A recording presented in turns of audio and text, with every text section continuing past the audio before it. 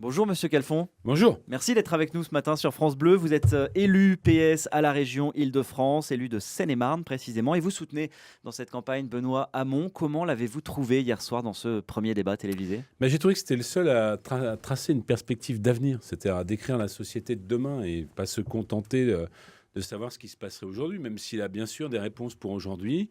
Je l'ai trouvé incisif, y compris dans les demandes de clarification vis-à-vis de M. Macron ou même de Mme Le Pen.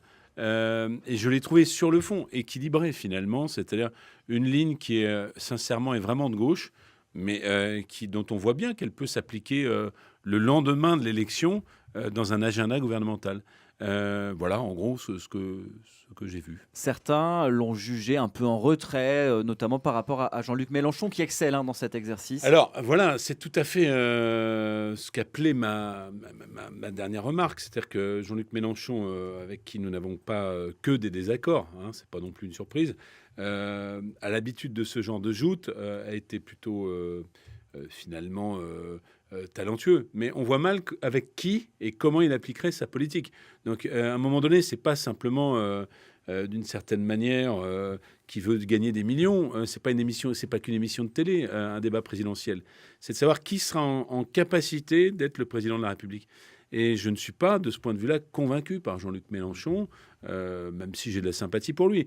Mais on voit bien qu'il est dans un projet de radicalité qui ne correspond pas finalement à une forme d'équilibre qu'on pourrait attendre d'un candidat de gauche à l'élection présidentielle. Est-ce que vous pensez que cet exercice du débat télévisé peut réellement faire bouger les lignes et convaincre notamment les indécis qui seraient, paraît-il, très nombreux?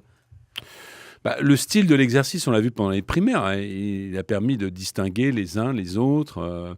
On est maintenant dans une sorte de république numérique et cathodique.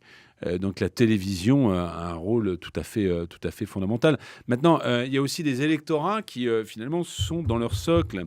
Celui de l'extrême droite qui est quand même très bien ancré, je le regrette profondément, et d'ailleurs je leur dis qu'ils font fausse route, et celui de la droite, dont on voit qu'il ne manque jamais à l'appel, y compris pour soutenir un candidat, j'allais dire, criblé de 1000 flèches, puisque quand vous regardez finalement les parrainages de M. Macron, ils viennent beaucoup de la gauche et moins des candidats et des élus LR. Donc Justement. il y a une forme de lien très fort d'un certain nombre de camps, l'extrême droite et ce qu'on peut appeler la droite, mais qui devient la droite extrême, à l'endroit de leur candidat. Le principal rival de Benoît Hamon, c'est Emmanuel Macron. C'était son tout premier débat. Ouais. Lui, vous l'avez trouvé comment? Pas bon.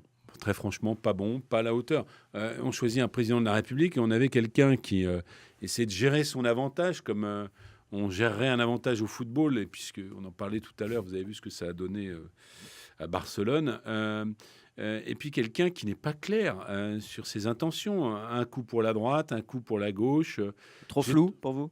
Oui, puis surjouant, essayant de se hisser à niveau, essayant d'avoir du coffre, essayant d'avoir de la maîtrise, essayant d'avoir de l'expérience, tout ce qui craquait sous le vernis finalement d'une prestation que j'ai trouvée scolaire et poussive. Le vote utile, c'est moi, dit Benoît Hamon. Alors, j'ai pas envie de brandir les sondages, mais tout le Bien monde les sûr. connaît. Vous comprenez que des électeurs, notamment de gauche, soient tentés de voter pour le candidat le mieux placé, peut-être, pour battre Marine Le Pen? Mais à savoir alors, Macron. franchement, le vote utile à la vie des gens, des Français, c'est Benoît Hamon. C'est Benoît Hamon qui veut donner un surcroît de pouvoir d'achat. C'est Benoît Hamon qui veut assurer cette transition écologique avec l'urgence finalement climatique qui pèse sur nos têtes.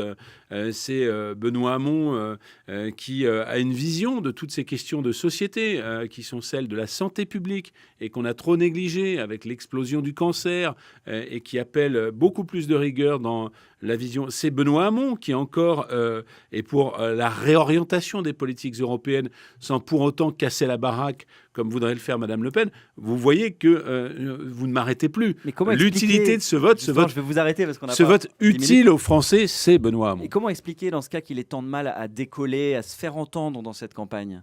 Parce que, si vous voulez, vous êtes dans un système médiatique où un certain nombre de médias ont ont choisi leur candidat. Alors très longtemps, ils avaient choisi Madame Le Pen.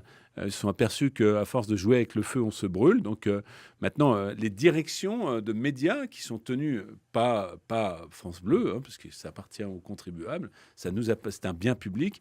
Mais autrement, tous ces groupes de médias qui appartiennent à des milliardaires ont décidé finalement d'une politique de droite à visage humain, puisqu'ils ont compris que les Français ne voulaient pas du libéralisme. Et ils ont décidé que ce serait M. Macron. François Calfon, vous étiez directeur de campagne d'Arnaud Montebourg pendant la primaire. Pour vous, le ralliement était plutôt évident, mais pas pour d'autres. Hein. On pense bien sûr à Manuel Valls. Pas facile, j'imagine, de voir tous ces élus, ces ministres socialistes qui prennent le train en marche. Ben oui, ils prennent le train en marche, ça va être compliqué, parce que souvent, quand on prend le train en marche, on se casse la figure. Donc ça, au moins, ça me paraît clair. Plus sérieusement, je sais que là encore, c'est un peu old-fashioned, comme on dit, c'était à l'ancienne. Mais la loyauté, ça peut compter sur les choix fondamentaux. C'est ce qu'a décidé de faire Arnaud Montebourg. Et en plus, vous avez bien vu que dans son programme économique, Benoît Hamon a repris des pans entiers de ce qu'a été la campagne d'Arnaud Montebourg sur la question du Made in France, sur la question de la taxation du super profit des banques, sur bien d'autres questions. C'est assez proche, hein, effectivement, en termes de ligne politique. Non, mais c'est bien. C'est bien que finalement, c'est pas, que ce ne soit pas qu'un exercice de loyauté, mais que Benoît Hamon s'imprègne de celui qui a démissionné le même jour que lui d'un gouvernement en pleine dérive. Très rapidement, François Calfon, pour conclure, un avis peut-être sur Bruno Le Roux qui a employé ses filles comme assistantes parlementaires alors qu'elles avaient 15 et 16 ans au début. Alors très rapidement, pour l'avenir, mais ce n'était pas les règles, je pense qu'on ne doit plus employer ses proches, donc conjoints ou enfants à l'Assemblée nationale. Je pense que ça me paraît parfaitement clair. En ce qui concerne le reste, je crois qu'il n'y a pas de difficulté à faire travailler même des proches pour le passé, mais il est convoqué par le Premier ministre pour fournir des explications sur les zones grises. J'ai toute confiance en Bruno Le Roux sur sa capacité à nous dire qu'il n'y a aucune espèce de forme de soupçon à entretenir à son endroit. Merci beaucoup François Calfon, élu conseiller régional de la région Île-de-France, socialiste, soutien de Benoît Hamon. Merci beaucoup.